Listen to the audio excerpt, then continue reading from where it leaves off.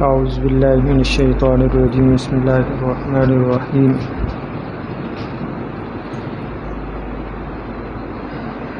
یا ایہا النبی اذا جاءک المؤمنات یبایعنک علی الا یشرکن باللہ شیئا ولا یسرقن ولا یزنین ولا یقتلن اولادہن ولا يأتين ببهتان يفترينه بين أيديهن وأرجلهن ولا يعصينك في معروف فبايعهن واستغفر لهن الله إن الله غفور رحيم يا أيها الذين آمنوا لا تتولوا قوما غضب الله عليهم قد يئسوا من الآخرة كما يئس الكفار من أصحاب القبور صدق الله العظيم.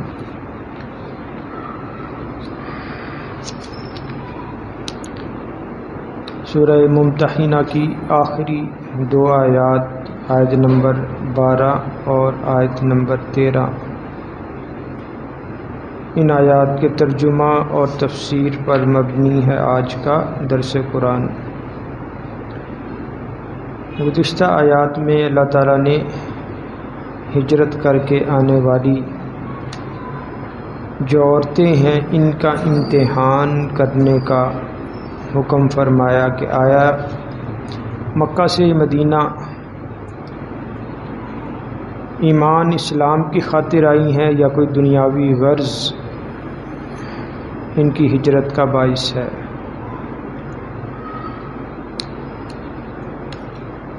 صلح حدیبیہ کے موقع پر جس کا ذکر سورہ فتح میں موجود ہے اور یہ صورت اس کا ترجمہ تفسیر ہو چکا،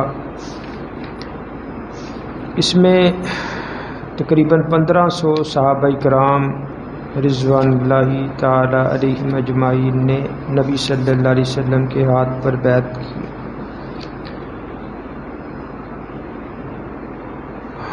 آج کی جو آیات ہیں اس میں عورتوں کی بیعت کے متعلق جو شرائط ہیں ان کو اللہ ذکر فرما رہے ہیں کہ عورتوں سے کن کن شرائط پر جو ہے بیعت کی جائے گی. علماء کرام فرماتے کہ یہ بیعت کرنا نہ تو فرض ہے نہ واجب ہے، بلکہ یہ سنت کا درجہ رکھتی ہے. لیکن اگر کوئی شخص ایمان کے تقاضوں کو پورا کر رہا ہے اور وہ بیعت نہیں کرتا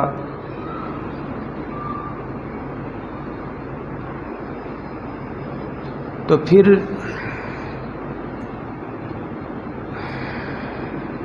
اس کا یہ فعل جو ہے اس پر اس کام کی وجہ سے کوئی عیب نہیں لگایا جائے گا کہ دیکھو جی اس نے جو ہے وہ بیعت نہیں کی. بیعت کی کئی اقسام ہیں. ایک دین اسلام میں داخل ہونے کے لیے بھی بارہا اس کا ذکر ہے احادیث میں بھی اور قرآن کریم میں بھی. بسا اوقات بیعت توبہ بھی صحابہ کرام نے نبی صلی اللہ علیہ وسلم کے ہاتھ پہ کی. اسی طرح بیعت خلافت ہے کہ جو نبی صلی اللہ علیہ وسلم کے بعد خلفائے راشدین کے جو ہے ہاتھ پر لوگوں نے بیعت کی دین اسلام کے احکام پر عمل پیرا ہونے کے بارے میں اور امیر کی اطاعت کے بارے میں. اسی طرح گناہوں سے بچنے کے متعلق بیعت، اور ایک بیعت ہوتی ہے بیعت تبرک کہ بسا اوقات صحابہ کرام اپنے بچوں کو نبی صلی اللہ علیہ وسلم کی خدمت میں لے آتے تھے تبرک حاصل کرنے کے لیے. نبی صلی اللہ علیہ وسلم کے ہاتھ میں ہاتھ دے کر وہ بیعت کی جاتی تھی. تو یہ اس کو کہتے ہیں بیعت تبرک. اسی طرح جہاد کے لیے بھی بیعت نبی صلی اللہ علیہ وسلم لیتے تھے. اور کسی گناہ سے بچنے کے لیے جیسے عورتوں سے، بعض عورتوں سے نبی صلی اللہ علیہ وسلم نے بیعت اس شرط پر بھی لی کہ وہ نوحہ نہیں کریں گی، نوحہ نہیں کریں گی، چیخ پکار کرنا، کپڑے پھاڑنا، جس طرح عام عورتوں کی یہ عادت ہوتی ہے۔ خیر یہ تمام اقسام جو ہیں بیعت کی ہیں۔ تو جو ہے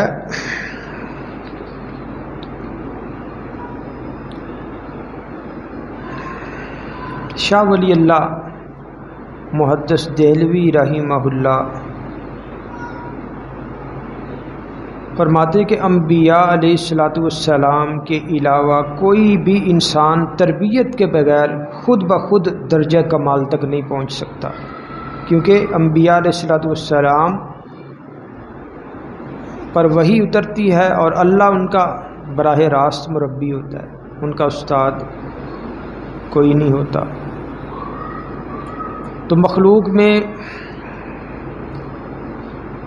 انبیاء علیہ السلام کے علاوہ باقی تمام انسان جو ہیں وہ انہیں درجہ کمال حاصل کرنے کے لیے تربیت کی، استاد کی، مربی کی ضرورت ہوتی ہے۔ جمعہ کے بیانات میں بھی یہی بیان چل رہا ہے کہ نبی علیہ السلام کا جو اسم گرامی امی ہے، مطلب یہ کہ دنیا میں مخلوق میں سے آپ کا استاد جو ہے وہ کوئی نہیں ہے، براہ راست آپ نے اللہ تعالیٰ سے سیکھا۔ اور انبیاء علیہ السلام کا استاد کوئی نہیں، اس کے متعلق میں نے سورہ بقرہ کی وہ آیت کہ جس میں اللہ تعالیٰ نے حضرت آدم علیہ السلام کے متعلق ارشاد فرمایا کہ وَعَلَّمَ آدَمَ الْأَسْمَاءَ كُلَّهَا ثُمَّ عَرَضَهُمْ عَلَى الْمَلَائِكَةِ کہ اللہ نے حضرت آدم علیہ السلام کو تمام چیزوں کے نام جو ہے وہ سکھا دیے، پھر ان چیزوں کو فرشتوں کے سامنے جو ہے وہ پیش کیا۔ فقال انبئونی باسماء ہؤلاء ان کنتم صادقین، فرمایا کہ مجھے ان چیزوں کے ناموں کے بارے میں بتاؤ، خبر دو اگر تم سچے ہو۔ قالوا سبحانک لا علم لنا الا ما علمتنا انک انت العلیم الحکیم۔ تو انبیاء علیہ السلام کا جو معلم وہ اللہ کی ذات۔ تو شاہ ولی اللہ محدث دہلوی فرماتے کہ انبیاء علیہ السلام کے علاوہ کوئی انسان تربیت کے بغیر جو ہے خود بخود درجہ کمال تک نہیں پہنچ سکتا۔ تو شاہ ولی اللہ محدث دہلوی رحمہ اللہ نے مرشد کامل کی چند شرائط لکھی ہیں۔ ایک انہوں نے کتاب لکھی القول الجمیل، تو وہاں بیعت کی شرائط اور اس کی طریقہ کار، تمام آداب تحریر ہے۔ اچھا، پہلی انہوں نے شرط مرشد کامل کی یہ لکھی کہ وہ کتاب اللہ اور سنت رسول کا علم رکھتا ہو۔ وہ جو پیر صاحب ہیں، جو مرشد ہیں، وہ کتاب اللہ اور سنت رسول کا علم رکھتے ہوں اور انہوں نے استاد سے تعلیم حاصل کی ہو۔ فرماتے اگر یہ نوبت نہیں آئی تو کم از کم اہل علم کے پاس بیٹھ کر ان سے سن کر کتاب و سنت کا علم حاصل کیا ہو۔ اگر کسی نے ان میں سے کسی ذریعے سے بھی علم حاصل نہیں کیا تو اس کے ہاتھ پر بیعت کرنا جو ہے درست نہیں۔ دوسری شرط بیعت کنندہ میں عدالت اور تقوی پایا جائے، یعنی وہ فاسق نہ ہو، تقوی کے خلاف کوئی کام نہ کرتا ہو، کبیرہ گناہوں سے بچتا ہو۔ تیسری شرط کہ وہ آخرت میں رغبت رکھتا ہو، آخرت کی طرف، دنیا سے اسے رغبت نہ ہو۔ چوتھی شرط کیا ہے امر بالمعروف و نہی عن المنکر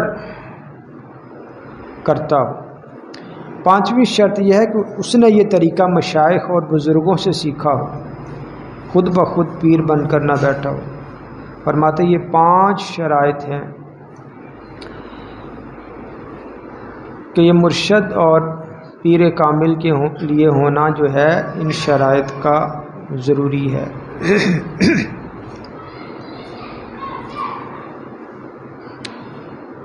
تو اللہ تعالیٰ نے اب یہاں پر کیا ارشاد فرمایا، یا ایھا النبی اذا جاءک المؤمنات یبایعنک، اے نبی جب آئیں ایمان والی عورتیں آپ سے بیعت کرنے کے لیے آپ کے ہاتھ پر، اس شرط پر کہ اللہ یشرکن باللہ شیئا، کہ وہ اللہ کے ساتھ کسی کو شریک نہیں ٹھہرائیں گی، اللہ کی ذات کے ساتھ، اللہ کی صفات کے ساتھ، اللہ کے افعال کے ساتھ، تینوں اعتبار سے۔ اللہ کی ذات کے ساتھ بھی شرک نہیں ہونا چاہیے، اللہ کی صفات کے ساتھ بھی، ایسے ہی اللہ کے افعال کے ساتھ بھی شرک جو ہے نہ کرنے پہ بیعت۔ ولا یسرقن، اور اس شرط پر کہ وہ چوری نہیں کریں گی۔ ولا یزنین، اور اس شرط پر کہ وہ بدکاری نہیں کریں گی۔ ولا یقتلن اولادہن، اور اس شرط پر کہ وہ اپنی اولاد کو قتل نہیں کریں گی۔ تو دور جاہلیت میں لوگ بیٹیوں کو قتل کر دیتے تھے، زندہ درگور کر دیتے تھے شرم اور عار کی وجہ سے۔ اسی طرح بعض لوگ اس وجہ سے اولاد کو قتل کر دیتے تھے کہ جناب ان کو کھلائیں گے کہاں سے، پلائیں گے کہاں سے۔ قرآن میں آنا وَلَا تَقْتُلُوا أَوْلَادَكُمْ خَشْيَةَ إِمْلَاقٍ، تو کسی بھی نظریے سے فرمایا یہ شرط بھی رکھنی ہے، وَلَا يَقْتُلْنَ أَوْلَادَهُنَّ، اس شرط پر کہ وہ اپنی اولاد کو قتل نہیں کریں گی۔ وَلَا يَأْتِينَ بِبُهْتَانٍ يَفْتَرِينَهُ بَيْنَ أَيْدِيهِنَّ وَأَرْجُلِهِنَّ، اور اس شرط پر بھی کہ وہ نہیں لائیں گی کوئی بہتان گھڑ کر اپنے ہاتھوں اور اپنے پاؤں سے، یعنی بدکاری کی وجہ سے اگر کوئی اولاد وہ جنم دے تو پھر وہ اس کو شوہر کی طرف منسوب نہیں کریں گے۔ اس میں علماء فرماتے ہیں کہ وعدہ خلافی بھی آ جاتی ہے، اور کیا سے کہتے ہیں جتنے بھی زبانی اعمال ہیں، جھوٹی گواہی، وعدہ خلافی، یہ تمام چیزیں اس میں آ جاتی۔ وَلَا يَأْتِينَ بِبُهْتَانٍ يَفْتَرِينَهُ بَيْنَ أَيْدِيهِنَّ وَأَرْجُلِهِنَّ، کہ نہیں لائیں گی کوئی ایسا بہتان جس کو یہ گڑیں بین ایدیہن وارجلہن، اپنے ہاتھوں اور پاؤں سے۔ ولا یعصینک فی معروف، اور یہ نیکی میں آپ کی نافرمانی جو ہے نہیں کریں گی نیکی کے کام میں۔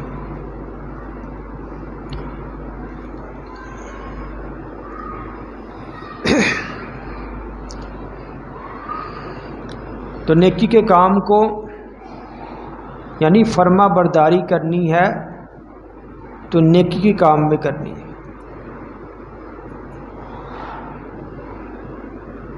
اس کا معنی کہ جب انبیاء علیہ السلام بالخصوص حضور صلی اللہ علیہ وسلم جیسے معصوم شخصیت کے جو گناہوں سے پاک ہیں، ان کی نسبت سے یہ جب شرط قرار دے دی گئی کہ نبی کی جو اتباع ہے اس نیکی کے کام میں کرنی ہے، حالانکہ نبی علیہ السلام نے غلط بات تو نہیں کہنی۔ تو جب اللہ تعالیٰ نے نیکی کے کام میں اتباع کی تاکید کرتے ہوئے نبی جیسی معصوم شخصیت کے ساتھ یہ شرط ٹھہرا دی، تو پھر نبی کے علاوہ کوئی شخصیت، کوئی بادشاہ، کوئی حاکم وقت ہے، کوئی پیر و مرشد ہے، کوئی عالم ہے، ہم کہیں جی وہ فلاں عالم جناب وہ کام کر رہا تھا تو اس کو دیکھ کے ہم نے کیا، بھائی وہ غلط ہے تو غلط ہے۔ تو فرمایا ولا یعصینک فی معروف فبایعہن، جب ان شرائط پر وہ بیعت کرتی ہیں تو فبایعہن، آپ ان سے بیعت لیں، واستغفر لہن، اور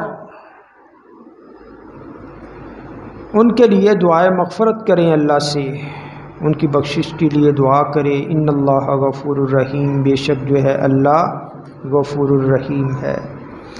یا ایھا الذین آمنوا لا تتولوا قوما غضب اللہ علیہم، فرمایا کہ اے ایمان والو، لا تتولوا قوما، ایسی قوم کو دوست مت بناؤ، غضب اللہ علیہم، کہ جن پر اللہ کا غضب ہوا۔ اب کن پر غضب ہوا؟ یہ سورہ حشر میں بھی اس قسم کی آیت جو ہے وہ گزر چکی ہے، اور میں نے عرض کی تھی کہ ہم سورہ فاتحہ پڑھتے ہیں، سورہ فاتحہ کے آغاز میں آخری آیت ہے صراط الذین انعمت علیہم غیر المغضوب علیہم ولا الضالین، کہ اللہ ہمیں سیدھے راستے پہ چلا۔ صراط الذین انعمت علیہم، ان لوگوں کا راستہ کہ جن پر آپ نے انعام کیا ہے، غیر المغضوب علیہم ولا الضالین، نہ کہ ان کا راستہ کہ جن پر تیرا غضب ہوا ہے، اور نہ کہ ان کا راستہ کہ جو گمراہ ہوئے۔ تو علماء فرماتے کہ یہاں مغضوب علیہم جن پر غضب ہوا ہے، یہاں سے مراد کون ہے؟ یہودی ہیں، اور ضالین سے مراد جو گمراہ، ان سے مراد نصارہ اور عیسائی ہیں۔ تو یہاں سورہ حشر بھی جو گزری ہے، وہاں پر بھی کیا تھا؟ اللہ تعالیٰ نے یہودیوں کے ساتھ دوستی لگانے کو اللہ نے منع فرمایا تھا۔ جو بنو نذیر کا جو واقعہ ہوا تھا، ان کو جلا وطن کیا گیا۔ اسی طرح سورہ ممتحنہ کے آغاز میں اللہ تعالیٰ نے کفار سے دوستی لگانے کو منع کیا۔ تو یہاں کیا مراد ہے؟ قوم لا تتولوا قوما غضب اللہ علیہم، کیا ایمان والو دوستی مت لگاؤ، دوست مت بناؤ ایسی قوم کو کہ جن پر اللہ کا غضب ہوا۔ قد یئسوا من الآخرہ، تحقیق یہ جن پر اللہ کا غضب ہوا ہے یعنی یہودی، قد یئسوا من الآخرہ، یہ مایوس ہو چکے ہیں آخرت سے۔ کما یئس الکفار من اصحاب القبور، جیسا کہ مایوس ہو چکے ہیں کافر قبر والوں سے، یعنی جیسے کافر جو ہے وہ مردوں سے مایوس ہو چکے ہیں کہ ان کا کوئی حساب کتاب نہیں ہے، اور مردوں نے مرنے کے بعد دوبارہ زندہ نہیں ہونا ہے، اللہ کی بارگاہ میں کوئی جزائے عمل نہیں ہے، کوئی حساب کتاب نہیں ہے۔ فرمایا ایسے ہی یہودی بھی آخرت کے معاملے میں مایوس ہو چکے ہیں کہ یہ بھی انہوں نے بھی آخرت کو بھلا دیا، جیسے کافر جو ہیں ان کا عقیدہ قبر والوں کے متعلق یہ ہے کہ ان سے آخرت میں جزائے عمل کے متعلق کوئی حساب کتاب نہیں ہے، اور انہوں نے مر کے دوبارہ جینا نہیں ہے۔ تو اگر آج ہم اپنے اعمال کو دیکھیں تو عقیدے کے طور پر ہماری کتابوں میں، ہماری زبانوں پہ آخرت کا ذکر تو آئے گا کہ بھئی مرنا ہے، کل نفس ذائقۃ الموت، موت کا جناب وقت مقرر ہے، ہر آدمی نے مرنا ہے۔ لیکن اگر ہم اپنے اعمال کی طرف دیکھیں تو جس طرح اللہ تعالیٰ یہودیوں کے بارے میں فرما رہے ہیں کہ قد یئسوا من الآخرہ، یہ آخرت سے مایوس ہو چکے، یعنی انہوں نے آخرت کو بھلا دیا ہے۔ ایسے ہی اگر آج مسلمانوں کے اعمال دیکھے جائیں تو صاف نظر آئے گا کہ جناب مسلمان جو ہے وہ مرنا ہی بھول گئے. ہر وہ برائی کہ جس کی وجہ سے، جس کی نحوست کی وجہ سے سابقہ قومیں جو ہیں وہ برباد ہوئیں، تباہ ہوئیں، ان پر دنیا میں عذاب آیا، وہ تمام برائیاں جو ہیں اس قوم میں آ چکی ہیں. اعمال کے اعتبار سے، عقیدے کے اعتبار سے، کردار کے، گفتار کے، اخلاق کے، ہر اعتبار سے برائیاں جو ہیں وہ ہمارے اندر آ چکی ہیں. تو اللہ تعالیٰ یہ جو عقیدے کے طور پر جو چیز ہمارے اندر موجود ہے، اللہ سچے دل کے ساتھ اس پر ایمان رکھنے کی ہم سب کو توفیق عطا فرمائے. تو سچے دل سے ایمان ہے، یہ کیسے نظر آئے گا؟ جب ہم اسلام پر، دین پر عمل پیرا ہوں گے. یہ عمل کے ذریعے نظر آتا ہے کہ واقعی یہ بات اس کے دل میں جو ہے وہ پختہ ہو چکی ہے، مضبوط. یہ عقیدہ اب جو ہے ایمان کی شکل اختیار کر چکا ہے. تو الحمدللہ ہماری یہ سورہ ممتحنہ آج جو ہے مکمل ہو گئی. انشاءاللہ آئندہ درس میں اللہ کی توفیق باقی رہی اور زندگی بھی باقی رہی تو سورہ صف اس کا جو ہے وہ آغاز جو ہے کریں گے انشاءاللہ. سورہ صف میں 14 آیتیں اور 2 رکوع ہیں. سورہ صف میں اللہ تعالیٰ کیا بیان فرمائیں گے انشاءاللہ اس کو جو ہے آئندہ دیکھیں گے. دعا ہے اللہ تعالیٰ ہمیں قرآن کریم کے تمام حقوق، اس پر ایمان، اس کی تلاوت، اس کا سمجھنا، اس پر عمل کرنا اور اللہ قرآن کو آگے پھیلانے کی ہم سب کو توفیق عطا فرمائے. الحمدللہ رب العالمین والصلاة والسلام علی رسولہ النبی الکریم. یا ارحم الراحمین ہمیں قرآن کو پڑھنے، سمجھنے اور اس پر عمل کرنے کی توفیق عطا فرما. یا ارحم الراحمین حاضرین مجلس کی جتنی بھی جائز حاجات ہیں، خواہشات ہیں، ضروریات ہیں، اللہ اپنے پاک کلام اور اپنے حبیب کے صدقے وسیلے سے ان کی تمام حاجات کو پورا فرما. ان کے علم میں، عمل میں، صحت میں، عمر میں، مال میں، رزق میں، اولاد میں، کاروبار میں برکت عطا فرما. وصلی اللہ تعالی علی خیر خلقہ محمد وعلی آلہ وصحبہ اجمعین. آمین آمین.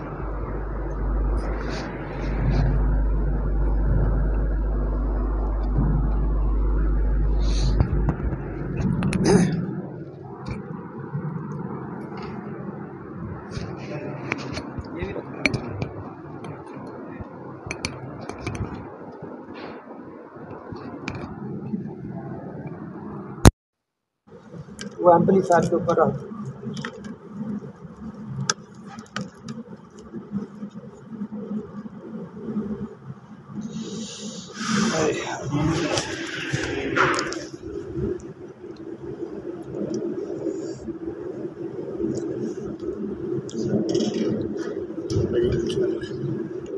یا